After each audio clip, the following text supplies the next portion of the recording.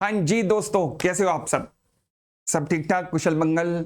मैं जानता हूँ वर्ल्ड कप फाइनल चल रहा है। इंडिया की इनिंग हो चुकी है, 240 का स्कोर बनाया है, चेहरे लटके हुए हैं कि जिस तरीके की शुरुआत हुई न जाने क्या होगा, अब आगे कह नहीं सकते। बट मैं कई बच्चों के मैसेजेस पढ़ रहा हूँ, ग्रुप में चल रहे हैं, आज तो हार गए, आज तो हार गए, काश ये होता, काश वो होता। अभी हारे नहीं हैं, ध्यान रखना, अभी हारे नहीं हैं। जिंदगी में उस पल तक, जब तक आप सही में ना हार जाओ, तब तक हार मत मानना। तो अभी देखते हैं, आगे 50% हिस्सा अभी बाकी है। सो लेट अस सी क्या होता है, देखते हैं आगे क्या लिखा है। ये वही टीम है जिसने इंग्लैंड के खिलाफ 232 बना के उसे 127 पे ऑल आउट किया था। तो फिर एवरीथिंग इज पॉसिबल। तो देखते हैं। बट फिलहाल आज मैं आपके लिए किस लिए आया हूं, आपके सामने किस लिए आया हूं? कॉर्पोरेट न्यूज के लिए। कुछ कॉर्पोरेट इवेंट्स इकट्ठे हुए हैं, तो मैंने कहा संडे का दिन है, तो चलिए आज बच्चों के सामने जाकर कुछ उनको कॉर्पोरेट अपडेट दे देते हैं। अगेन, जो लोग पहली बार इस सीरीज को देख रहे हैं, ये सीरीज उन सभी बच्चों के लिए है जो कि सीए, सीएस, सीएमए जैसे प्रोफेशनल कोर्सेज करते हैं, ताकि उनको कॉर्पोरेट में होने वाले अपडेट्स की नॉलेज की जानकारी मिल सके, जो कि उनके सिलेबस से कहीं ना कहीं रिलेटेड होती है, कहीं ना कहीं उनको उनके ज्ञान की वृद्धि करती है, उनकी जो थ्योरी वो पढ़ते हैं उसको प्रैक्टिकल से एफिलेट करवाती है। चलिए, तो आज की कॉर्पोरेट न्यूज को फर्दर डिस्कस करने से पहले अच्छा, एक बहुत जरूरी सूचना, वो क्या कि अमित पोपली क्लासेस पर अब एक और फीचर आया है, मेक योर ओन कॉम्बो।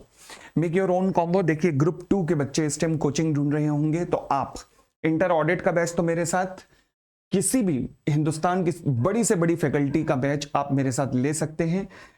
किसी भी ग्रुप 2 की फैकल्टी का बैच मेरे साथ ले सकते हैं। अपने आप कॉम्बो बनाइए अपना, और आपको वेबसाइट अपने आप डिस्काउंट देती रहेगी।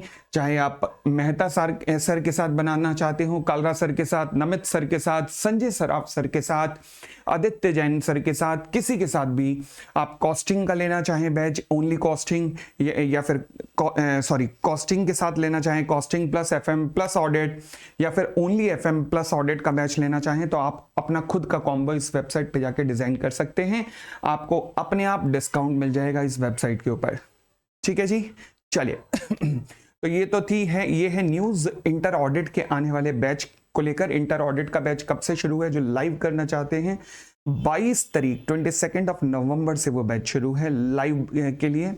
और गूगल ड्राइव वाले तो 22 ऑफ नवंबर के बाद कभी भी ले सकते हैं। ठीक है, चले अब हम आज की कॉर्पोरेट न्यूज पर आते हैं। और कॉर्पोरेट न्यूज में मेरे पास सबसे पहले न्यूज है रिलायंस कैपिटल को लेकर। रिलायंस कैपिटल अनिल अंबानी ग्रुप की कंपनी, और जो कि इंसॉल्वेंसी में चली गई थी, और काफ़ी टाइम से इसका प्रपोजल चल रहा था कि इसे कोई टेक ओवर करेगा। फाइनली कर लिया है। किसने किया? हिंदुजा ग्रुप ने। हिंदुजा ग्रुप की ही एक कंपनी है, IndusInd international holdings limited, IIHL, Hinduja group की कंपनी है। इन्होंने फाइनली इस कंपनी को टेक ओवर कर लिया है, रिलायंस कैपिटल को, जो किसकी कंपनी है? अगेन अनिल अंबानी ग्रुप की कंपनी है। अच्छा, ये टेक ओवर कैसे होता है? जब कोई कंपनी इंसॉल्वेंसी में जाती है, तो इंसॉल्वेंसी में जाती है तो एक कोड लगता है, जिसे हम क्या कहते हैं? Insolvency and bankruptcy code. अच्छा, कोड क्यों कहते हैं इसे? वैसे तो सबको एक्ट कहते हैं, तो इसे कोड क्यों कहते हैं? क्योंकि जितने भी भारत के इंसॉल्वेंसी के कानून हैं, वो सारे के सारे इकट्ठे करके एक जगह पर ला दिए गए हैं। और जब कोई कानून सारे के सारे किसी कानूनों के ग्रुप को रिप्रेजेंट करता हो, तो उसे कोड के नाम से पुकारा जाता है। जैसे कि code of civil procedure, code of criminal procedure, similarly insolvency and bankruptcy code. तो जितने इंसॉल्वेंसी से रिलेटेड मामले हैं, सब इस कोड में आते हैं, तो इसलिए इसे कोड कहा जाता है। क्लियर?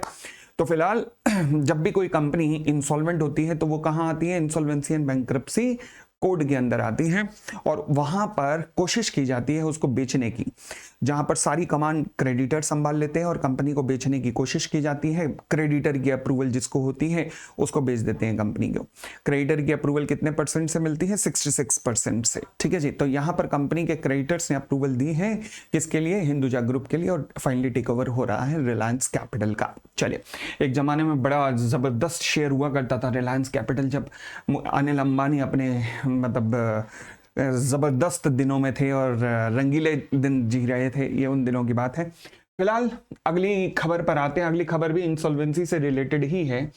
आर्सलर मित्तल, अब आर्सलर मित्तल ने रिसेंटली टेक ओवर किया था, प्लान अप्रूव हो गया था, अगेन क्रेडिटर ने इनका प्लान अप्रूव कर दिया था एसआर स्टील को टेक ओवर करने का। एसआर स्टील भारत की बहुत बड़ी स्टील मिल जो कि इंसॉल्वेंसी में चली गई थी, again insolvency and bankruptcy code के अंदर क्रेडिटर ने अप्रूवल दिया आर्सलर मित्तल के प्लान को। अब ये प्लान इंप्लीमेंट नहीं हुआ, अब ये प्लान कंप्लीट नहीं हुआ, इससे पहले क्रेडिटर ने ऑब्जेक्शन रेज कर दी है कि आर्सलर मित्तल के इस प्लान में फ्रॉड है, आर्सलर मित्तल के इस प्लान में फ्रॉड है। क्रेडिटर ने इस प्लान को रिकॉल करने की एप्लीकेशन फाइल हुई है।